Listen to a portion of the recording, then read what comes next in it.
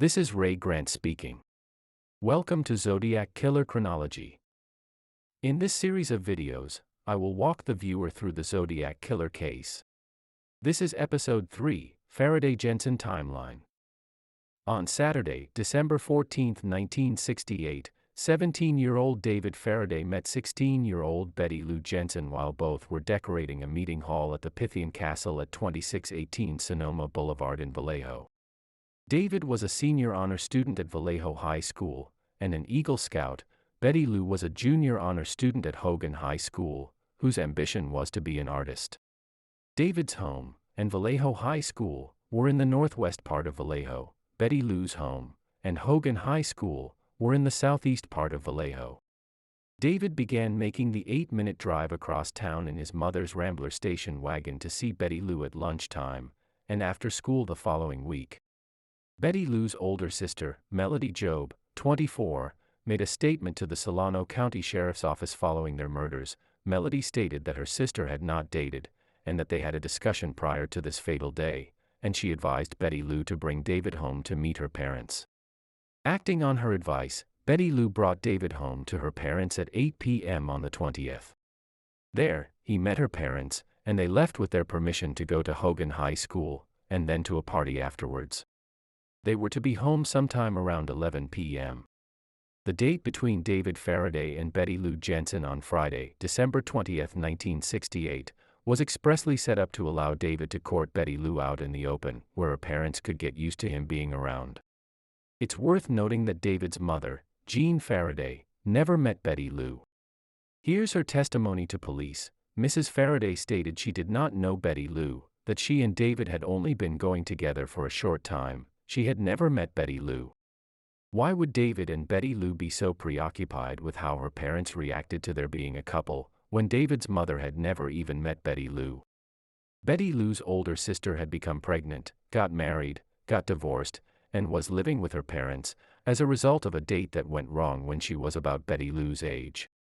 That David and Betty Lou were worried about the reactions of the Jensens, and that Melody Jobe herself sought to give Betty Lou advice, tells us both victims were likely to be on their best behavior that night. David and Betty Lou were at the home of a male school friend of Betty Lou's, listening to phonograph records, between 5 p.m. and 6 p.m. Melody picked up her sister at 6 p.m. David drove his own sister to the Pythian Castle at 7:10 p.m. David returned to his house at 7:20 p.m. David left his house for the last time at 7:30 p.m. His mother gave him $1.55, all in quarters and dimes. From David's house at 1930 Sereno Drive to Betty Lou's house at 123 Ridgewood Court should have taken less than 10 minutes, but somehow it took David a half hour. Also, David left the house at 7:30 p.m. with $1.55 in his pocket, but he only had 85 cents in his pocket when his pants were checked by police after his murder. Sometime between 7:30 p.m. and his murder at 11:10 p.m., 70 cents went missing from his pocket. Did his killers rob him of 70 cents? Or did David take Betty Lou somewhere during the evening and spend 70 cents?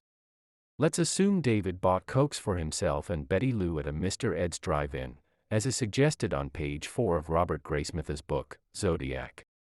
A Coke in 1968 would have cost 15 cents, so David would have had to buy Betty Lou and himself 2 Cokes apiece, and left a 10-cent tip to account for the missing 70 cents. A hamburger would have cost 20 cents, so if they each had a hamburger and a Coke, that would have been 70 cents, but that would have meant David didn't leave a tip, which doesn't sound like him. In any case, Betty Lou's autopsy showed no contents in her stomach, so she didn't have a hamburger, which means David probably didn't have one.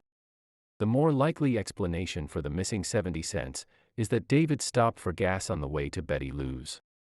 A gallon of gas in 1968 would have cost 35 cents, so if David had 2 gallons put into the car, that would account for the missing 70 cents, and might also explain why it took him 30 minutes to get from his house to Betty Lou's. There was no such thing as self-service at gas stations in 1968, so he'd have had to wait for an attendant to pump gas into the Rambler. Using part of what his mother gave him to add gas to his mother's car also sounds like David. David arrived at the Jensen home at 123 Ridgewood Court at 8 p.m. He told Betty Lou's parents they were going to a Christmas concert at Hogan High School. Here again is a quote from the SCSO police report. Victim number 1, Betty Lou Jensen, had never dated previously, but she had the usual puppy loves of girls her age. Upon the advice of her older sister, she invited victim number 2, David Faraday, to her home to meet her parents. He arrived at the appointed time at 8 p.m. Introductions were made, and with the parents' permission, they left the house to attend a festival at Hogan High School, and then to a house party afterwards. They were to be back home around 11 p.m. Apparently the victims had other plans. It was found that there was no festival scheduled at Hogan High School that night, and the victims did not show up at any of the 3 known parties held that evening. David and Betty Lou left the Jensen home, at 123 Ridgewood Court in Vallejo, around 8:15 p.m., and immediately drove to Sharon Henslin's house at 926 Brentwood Avenue. Sharon Henslin was Betty Lou's best friend. They discussed going to San Francisco as a group, but Sharon's boyfriend was late in arriving. After a long wait, David and Betty Lou decided to leave by themselves. David and Betty Lou stayed at Sharon's house until 9 p.m. Then Sharon walked them out to their car. The reason for David's impatience became clear in a comment made by Sharon to Tom Voigt of ZODIACKiller.com in 2003. David called me and told me that he was going to ask her to go steady with him. Then he asked me if I thought she would accept. Of course, I said yes, she liked him an awful lot. He was going to give her a ring. If David and Betty Lou had hugged and kissed prior to their date, would David be asking her best friend if she thought Betty Lou would accept the ring?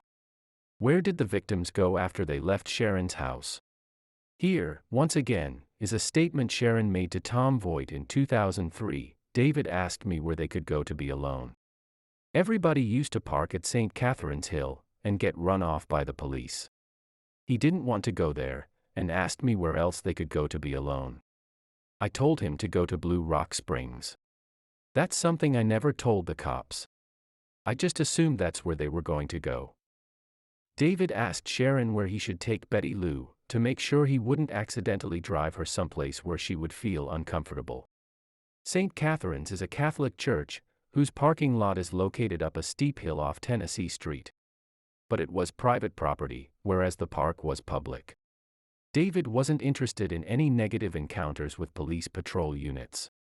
That David wasn't familiar with the local lovers' lanes, and had to be coached by a junior girl from another school, in what was available to him, tells us he hadn't been in that situation before.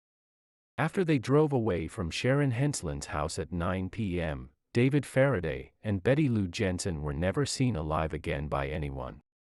And the Rambler station wagon wasn't seen in the gate number 10 turnout until just before 11 p.m. So, if David initially drove Betty Lou to Blue Rock Springs Park at 9 p.m., why would they then drive out to Lake Herman Road just before 11 p.m.? A trip out to Lake Herman Road added 9 minutes to the drive back to the Jensen home, 6 minutes from Blue Rock Springs Park to gate number 10, and then 10 minutes from gate number 10.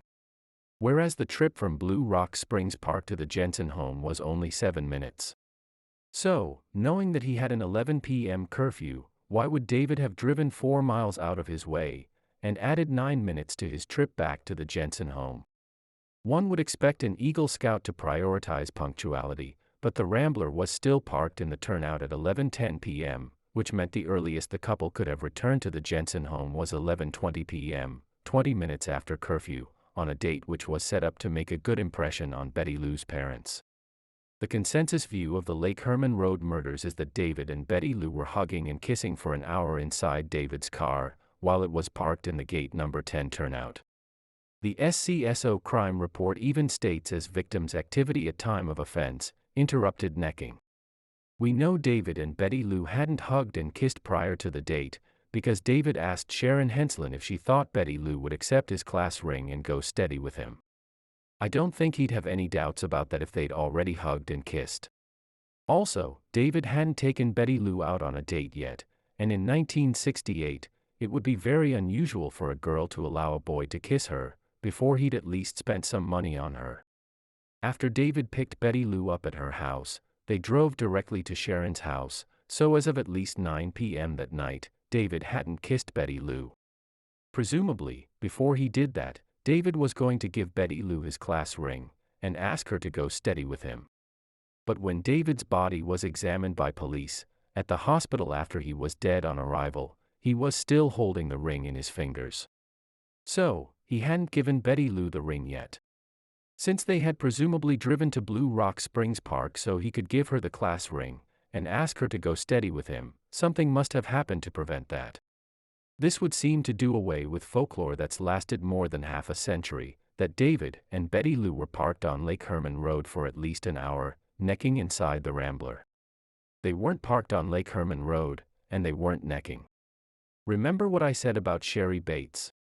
Everything she did the afternoon of her death was done so she could spend the evening at the RCC library.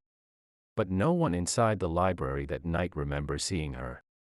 Everything David Faraday did the week before his murder was done to set up his giving his class ring to Betty Lou Jensen and asking her to go steady with him. But when his body was examined after he was DOA at the hospital, he still had the class ring clutched in his fingers. So, should we assume that an Eagle Scout as proactive as David Faraday had Betty Lou Jensen alone in his car from 9 p.m. until he was murdered at 11:10 p.m., 2 hours and 10 minutes later, and never managed to give her his class ring? And if he hadn't given her the ring, would they have been necking? When Benicia PD pulled into the gate number 10 turnout at 11:26 p.m. that night, more than 10 minutes after the murders, they checked the Rambler engine, which was running, and found it to be lukewarm. If David and Betty Lou had been necking inside the car, and the engine had been running all of that time, the motor should have been red hot by the time Benicia PD arrived, but it wasn't.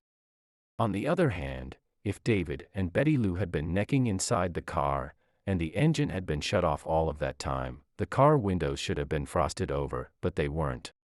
Therefore, David and Betty Lou weren't necking inside the car, and for that matter weren't inside the car at all. When Betty Lou Jensen was autopsied, the medical examiner found that her bladder was full of urine. When David and Betty Lou left her house, David drove directly to her best friend's house. He drove her where she wanted to go. If David drove from wherever they were initially, to the gate number 10 turnout on Lake Herman Road, just before 11 p.m., wouldn't Betty Lou have objected, first because he was about to miss their curfew, and second because she really had to pee? The evidence suggests strongly that something happened to David Faraday and Betty Lou Jensen after they drove away from Sharon Henslin's house at 9 p.m. that night. The most logical explanation is that they were abducted almost immediately after they arrived in Blue Rock Springs Park that night. The next episode of Zodiac Killer Chronology, 4, Lake Herman Road, will cover the movement of cars on Lake Herman Road that night.